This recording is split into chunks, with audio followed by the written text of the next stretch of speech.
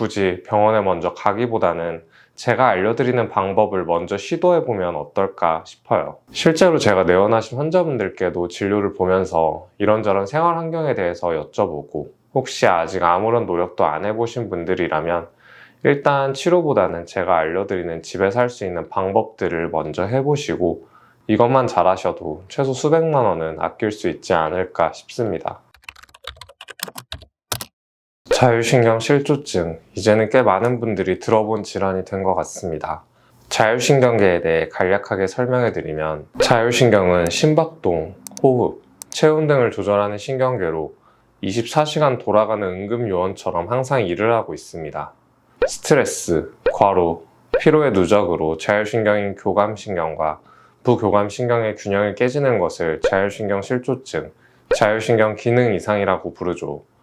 자율신경 실조증 환자분들은 처음 내가 자율신경 문제가 있는 게 아닐까? 라는 생각이 들었을 때 일단 어떤 병원을 가야 하는지 먼저 고민하고 또 검색을 해보십니다. 하지만 병원에 가는 것보다 더 중요한 게 있습니다. 바로 혼자서 스스로 자율신경을 관리하는 것인데요. 처음 자율신경 실조증을 알게 된 분들이라면 굳이 병원에 먼저 가기보다는 제가 알려드리는 방법을 먼저 시도해보면 어떨까 싶어요. 제가 이렇게 말씀드리는 이유가 몇 가지 있는데요. 우선 자율신경 실조증은 발생한 원인이 분명히 있습니다. 치료를 하려면 원인을 없애는 게 중요한데, 큰 교통사고를 당했다거나 아니면 단기간에 잊기 어려운 큰 충격을 받거나 한 일부 환자분들을 제외하면 대부분은 생활습관이 근원인 경우가 많습니다.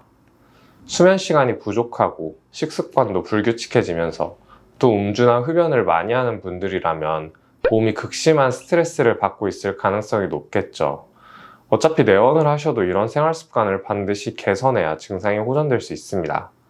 생활 습관은 똑같이 하면서 치료만 하면 아무 소용이 없어요. 실제로 제가 내원하신 환자분들께도 진료를 보면서 이런저런 생활 환경에 대해서 여쭤보고, 혹시 아직 아무런 노력도 안 해보신 분들이라면 일단 치료보다는 제가 알려드리는 집에서 할 수 있는 방법들을 먼저 해보시고, 그래도 안 되면 치료를 해보시는 게 어떠신지 먼저 권유를 드리는 편입니다.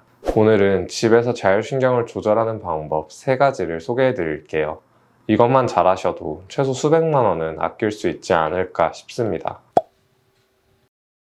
족욕은 발을 따뜻한 물에 담그는 간단한 방법이지만 신체뿐만 아니라 정신 건강에도 긍정적인 영향을 줍니다. 족욕을 하면 발에 있는 말초 혈관을 확장시켜서 전신 혈액순환을 개선합니다. 특히 발에는 신경과 혈관이 굉장히 많이 분포하고 있어서 발을 제2의 심장이라고 부르기도 하죠. 족욕을 하면 자율신경에 어떤 변화가 나타날까요?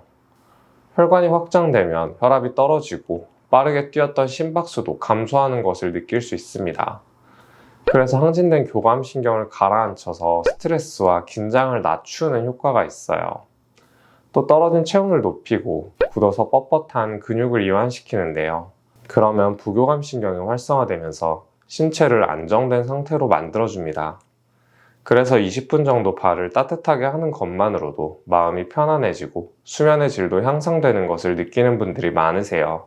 족욕을 할 때는 38도에서 42도 정도가 적합하고요. 일부러 너무 뜨겁게 하실 필요는 없습니다. 하루에 한 번 20분 정도 하시는 게 좋고요. 물에 아로마 오일이나 허브를 쓰는 것도 추천드립니다. 우리가 맡는 냄새를 통해서 또 심신을 안정시키는 효과가 있거든요. 가능하다면 같은 방법으로 반신욕을 하는 것도 좋은 방법입니다. 다만 주의해야 할 점이 있는데요. 먼저 심혈관 질환이 있는 분들의 경우 너무 뜨거운 물에서 장시간 족욕을 하면 오히려 혈압 변동을 유발해 부정맥을 유발할 수 있습니다. 이럴 때는 물의 온도를 미지근한 것보다 조금 더 따뜻한 정도로 해주시고요. 또 당뇨병이 오래된 경우 당뇨병성 신경병증으로 인해 발끝에 느껴지는 통증, 감각 이상, 궤양 등이 발생할 수 있습니다. 이런 분들은 감염의 위험이 있어서 족욕을 하시면 안 됩니다. 시중에 족욕기가 많이 나와 있는데요. 이런 족욕기에는 전자파가 나오는데 물론 이게 미미한 수준이긴 하지만 저는 그래도 이런 족욕기보다는 귀찮더라도 통에 따뜻한 물을 직접 담아서 쓰는 방법을 권유해드리고 있습니다. 두 번째는 일기를 쓰는 것입니다. 엠마 왓슨, 테일러 스위프트, 오프라 윈프리, 이 세 분의 공통점이 무엇인지 아시나요? 바로 감사일기를 쓴다는 것입니다. 단순히 긍정적인 생각을 하라는 진부한 얘기가 아니고요. 감사일기를 쓰는 행위가 건강과 자율신경에 어떤 영향을 미치는지 설명해 드리려고 합니다. 실제로 연구에 따르면 감사일기를 쓰는 사람들은 긍정적인 감정과 행복감을 관장하는 뇌의 전전두엽이 활성화되었고요. 또 스트레스 호르몬인 코티솔의 분비를 낮출 수 있는 것으로 밝혀졌습니다. 또 감사한 마음에 대한 연구는 이것보다 더 많습니다. 캘리포니아 대학교에서 심부전 환자 186명을 대상으로 연구한 결과 감사한 마음을 가진 환자들의 수면의 질이 더 높았고요. 또 피로감도 줄 뿐만 아니라 심장질환의 발병 위험이 감소하는 것으로 밝혔습니다. 실제로 인지행동치료나 심리치료에서 감사일기를 쓰는 건 중요한 치료 행위 중 하나로 여겨지고 있어요. 몸이 막 긴장하고 피곤함을 느낄 때 이렇게 긍정적인 일들이나 내가 감사해야 할 일들에 대해 적어가다 보면 몸이 이완이 되면서 마음이 편안해지고요. 또 같은 시간을 쉬어도 더 피로감이 빨리 개선되는 것 같습니다.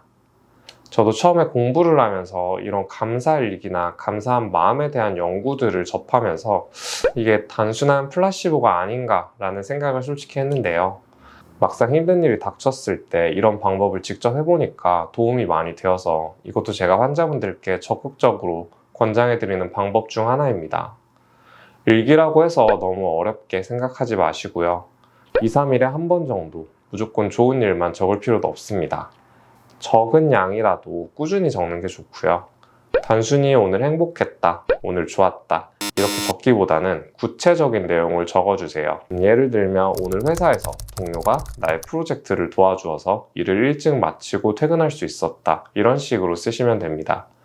또 특정 대상에게만 감사하기보다는 여러 사람, 그리고 사람뿐만 아니라 자연, 사건, 상황 등 내가 주변에서 관찰할 수 있는 모든 것들에 대해서 감사한 포인트를 찾으려고 하시면 좋습니다. 세 번째는 명상입니다. 명상이 이제 건강에 좋다는 건 일반인 분들도 많이 아시는 것 같아요. 그런데 아마 명상을 어떻게 해야 할지 잘 몰라서 좀 어려워하시는 것 같은데요. 한국인들에게 특히 명상이 정말 좋은 치료 방법이라고 저는 생각하는데, 왜냐하면 우리는 굉장히 바쁜 사회에서 살고 있잖아요. 잠도 적게 자고 출퇴근 시간도 길고 일도 많이 하고요.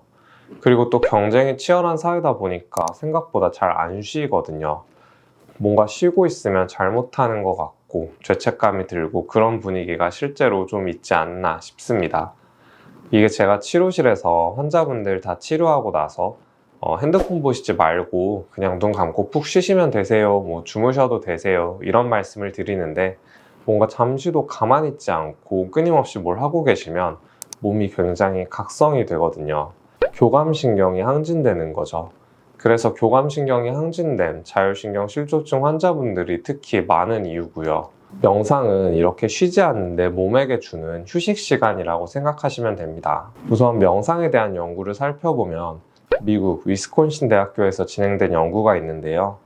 연구진들은 명상이 혈압을 낮추고 심박수를 안정화시켜 자율신경계 기능을 향상시킬 수 있다고 밝혔습니다. 실제로 명상을 하면 기능이 떨어진 부교감신경이 활성화되면서 자율신경 기능을 평가하는 항목인 HRV, 즉 심박 변이도가 개선된다고 알려져 있고요. 그래서 명상을 어떻게 하면 되냐? 명상을 할 때 뭘 하려고 안 하시면 됩니다. 명상은 그렇게 어려운 게 아니거든요. 여러 가지 방법들이 있지만 우리가 무슨 수행을 하는 것도 아니고 깨달음을 얻으려고 하는 것도 아니고 그냥 가만히 앉아서 내 마음이 흘러가는 대로 잠시 몸을 내버려 두는 거거든요. 명상을 할 때는 조용하고 방해받지 않는 자신만의 공간에서 해주세요. 너무 춥거나 더워도 좋지 않고요. 그리고 명상을 처음 하시면 자꾸 마음에 집중을 하려다가 다른 생각이 나실 거예요. 근데 다른 생각이 나도 괜찮습니다. 그건 명상 과정 중에 일부이고요. 그냥 생각이 나는 걸 자연스럽게 냅두시면 됩니다. 그렇게 눈을 감고 5분 정도만 가만히 있어 보세요. 호흡만 천천히 배로 복식 호흡을 해주시고요.